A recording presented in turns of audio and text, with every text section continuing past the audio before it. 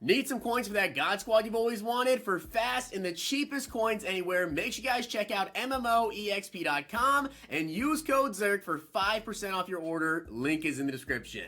The whole thing wobbin', wobbin'.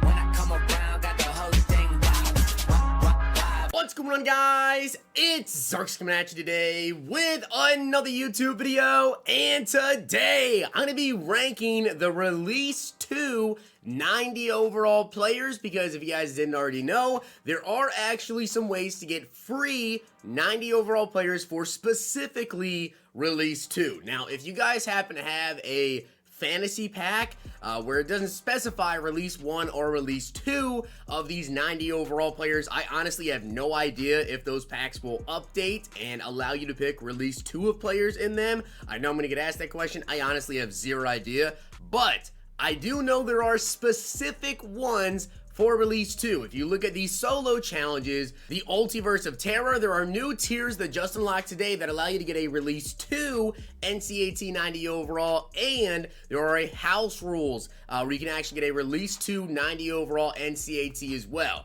So I'm going to go through and rank the 90 overalls that came out today, and I am going to be ranking these as if you were picking them as NCAT, which really does make a difference when it comes to my rankings, because with NCATs, you can't add them to sets, you can't sell them, you can't trade them, you can quick sell them, but really, these are players you really want to make sure you want to keep on your team long term, because you're probably going to want to use them later on. If you already have a 90 overall NCAT, and you can either quick sell it or power it up and hold on to it for the card's, next upgrade. That's probably what you want to do, is hold on to it for the card's next upgrade. If you want to quick sell it after you're done with it, you can, but I kind of rank them as in long term, how good are they right now, and also their next upgrades, how good will those be? Now, I do want to give a shout out to Eddie the Madden Goat for being a part of the Noti Gang. If you guys want a chance to shout out in the next video, drop a like in the vid, make sure you guys are subbed to the channel, turn notification bell on, and comment down below Noti Gang. And with that being said, let's get right into it. So, starting off here, there are 8 of them. At number 8, I have Trey Flowers. And the reason I have Trey Flowers here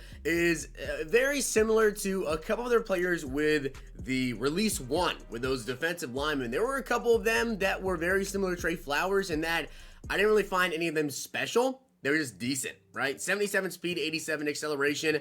Really, 89 block shed, 88 power move, not 90 with block shed or power move or finesse move. Now, yes, you power them up, you're going to be a 90 block shed there, so you have that.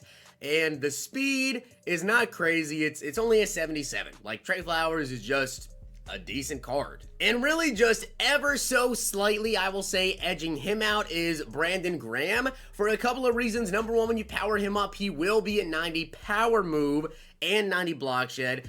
Trey Flowers just 90 block shed up there when you power him up, but Brandon Graham is slightly faster with 81 speed and 89 acceleration. So really it's just a matter of when you power him up, he does get to 90 power move and block shed, and the speed is just a little bit better. I'm not really that high on either of these cards. That's why one's 8, one's 7. Now at number 6, I'm gonna go with Eric Rowe. Now the hip power really does have a lot to do with why he's honestly so low on my rankings. He is 6'1", which is actually pretty decent for a safety. It's not 6'3", 6'4", whatever, but 6'1" is a lot better than, say, 5'10" or 5'11" for some safeties in the game. And he's got 90 speed with 92 acceleration. He's really good in coverage when it comes to man, and he's got 88 zone. And of course, if you guys do have the, DB boosts, if you have the correct ones, they do tend to boost zone coverage as well. So you will be able to get that zone coverage to over 90, only if you have, of course, the DB speed one. So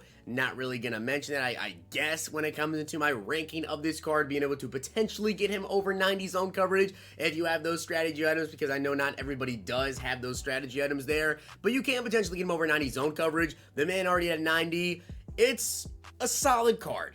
It's a solid card, but the hit power really does hurt him. Number 5, we've got Joel Bitonio. I really never feel like it's a bad move to pick an offensive lineman. I just never feel like it's really bad. With round 1, you guys could have gone with Shaq Mason, and with round 2, you can go with Joel Bitonio and just lock up your guard spots. It's never a bad option to go with offensive lineman because of how long they tend to actually last.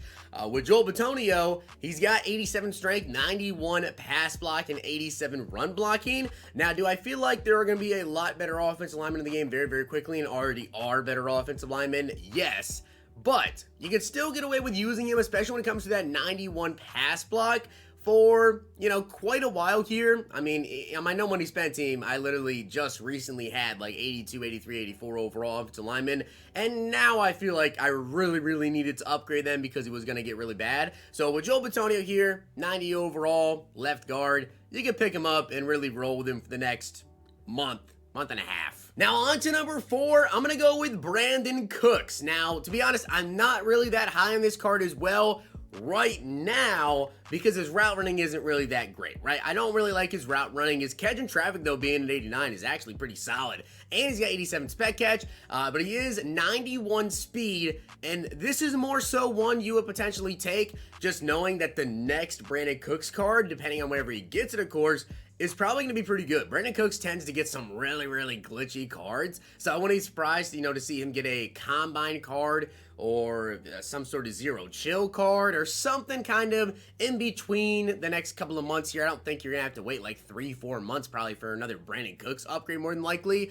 And when that card does come out, his route running is gonna be really good. His speed's gonna be really good. He's gonna have pretty good after the catch and everything. So I'm not the biggest fan of this card right now, but again, with wide receivers, you can always take them and put them at wide receiver 4. There you go, or wide receiver 3, 5, whatever. You don't have to necessarily even start them. They could be on your bench at 4 or 5. And just ever so slightly above Brandon Cooks, I'm putting Calvin Ridley. And the reason why I'm putting Calvin Ridley here, again, very similar to Cooks in that his route running is so close to being very good, right? He's at 88, 87, 88. If those could just get to 90, now we're talking. Now his catch traffic's a little bit lower than Cooks, and he's the same speed, but he's a route runner archetype, which I definitely prefer to have the route runner archetype. And with Calvin Ridley, last year, if you guys remember Calvin Ridley cards, like I very much so remember. I think it was the Christmas card, I want to say. Yeah, that card was nasty. Like, Calvin Ridley is really nasty when he gets a pretty good upgrade. This one, I feel like, is that step before the next Ridley card comes out, and everyone's going to want the next Ridley card because he is really good when he actually gets, like, the route running and everything up. So I do feel like this is more of a pick me now, and then later on, whenever he gets, like, another upgrade, you're going to save a lot of coins. And also, same thing as Cooks, put him in wide receiver 4, 5, whatever. Could you still play this Calvin Ridley card at wide receiver 3 and be okay?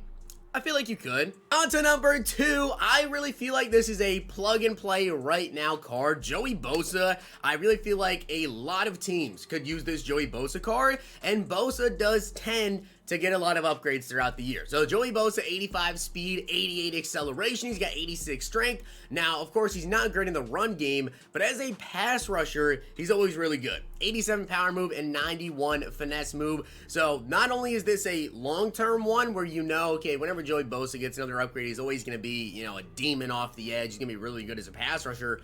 But also right now, this is one of the better left outside linebacker pass rushers in the game. And that means that at number 1, I've got Marshawn Lattimore. Now, Lattimore is 6 feet tall, which definitely does help out having a little bit of height there, right? He's not 6'2", 6'3", but 6 feet tall is a lot better than, say, Aaron Glenn at corner. He's got 91 speed, 91 acceleration, 89 agility, 90 jump, and he also does have 87 zone, 88 man coverage as well, with 85 press and 85 play rec. So, do I wish that the man in zone were just slightly higher? Like, if he had 89 man coverage where you could power him get into 90, and then if you had, like, the DB speed boost, whatever, you could potentially get that to 90 as well.